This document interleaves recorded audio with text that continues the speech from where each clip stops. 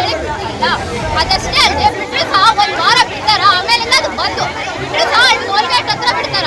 ಅಲ್ಲಿ ನೋಡಿದ್ರೆ ಹೈವೇರಿ ಈಗಾಗಲೇ 2 ಸಾವಾದು ನಮ್ಮ ಶಾಲೆ ವಿದ್ಯಾರ್ಥಿಗಳನ್ನು. ಇದಕ್ಕೆ ಯಾವ ಸರ್ಕಾರ ಬಂದು ನಮಗೆ ಕೇಳಿತು?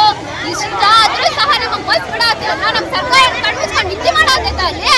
ಆ MLAಗೆ ಎಷ್ಟು ಸತಿ ಮನವಿ ಪತ್ರ ಕೊಟ್ಟಿದ್ವಿ. ಒಂದಿಷ್ಟನ ರೆಸ್ಪಾನ್ಸಿಬಲ್ ಸರ್ಕಾರಿ ಶಾಲೆ ಮೊನ್ನೆ ಬಡ ಸ್ಟೋರ್ ಮಾಡ್ಕೊಂಡ್ರ. ಅದಲ್ಲೇ ನಮ್ಮ ಸರ್ಕಾರಿ ಶಾಲೆ ಮಕ್ಕಳಿಗೆ ಬಸ್ ಇಲ್ಲ, ಬಸ್ ಕಳಿಸ್ಬೇಕಂತ ಗೊತ್ತಾಗಲ್ಲೇನ್ರಿ ಅವ್ರಿಗೆ?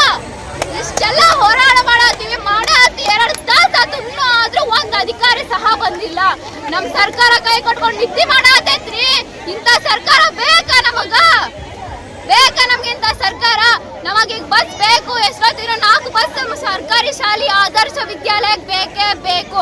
ಅದಷ್ಟಲ್ಲದೆ ನಮ್ಮ ಸರ್ಕಾರಿ ಶಾಲೆ ಆದರ್ಶ ಏನೈತಲ್ಲ, ಅಲ್ಲಿ ಯಾವುದೇ ರೀತಿ ರೋಡ್ ಹಂಪಿಲ್ಲ, ಹೈವೇ ಮಕ್ಕಳು ರೋಡ್ ಪಾಸ್ ಮಾಡುವಾಗ ಎಷ್ಟು ಆಕ್ಸಿಡೆಂಟ್ ಆಗಿದೆ. ಈಗಾಗಲೇ ಒಂದು ವಿದ್ಯಾರ್ಥಿ ಕಾಲ್ ಕಳ್ಕೊಂಡೈತ್ರಿ. ಅವ್ನ ಜೀವನ ಭವಿಷ್ಯ ನೋಡ್ಬೇಕಾಗಿರೋ ಮಗು ಒಂದು ರೋಡ್ ಕ್ರಾಸ್ ಮಾಡಕ್ ಹೋಗಿ ಕಾಲ್ ಕಳ್ಕೊತಲ್ಲ, ಅದಕ್ಕೇನು ಹೇಳ್ತೀರಿ ನೀವು? ಈಗ ನಮಗೆ ಅದಕ್ಕೆ ಬಸ್ ಬೇಕು. ಅಷ್ಟಲ್ಲದೆ ಅಲ್ಲಿ ಹಂಪ್ಸ್ ಬೇಕು. ಯಾವುದೇ ರೀತಿ ಸಿಗ್ನಲ್ಸ್ ಇಲ್ಲ.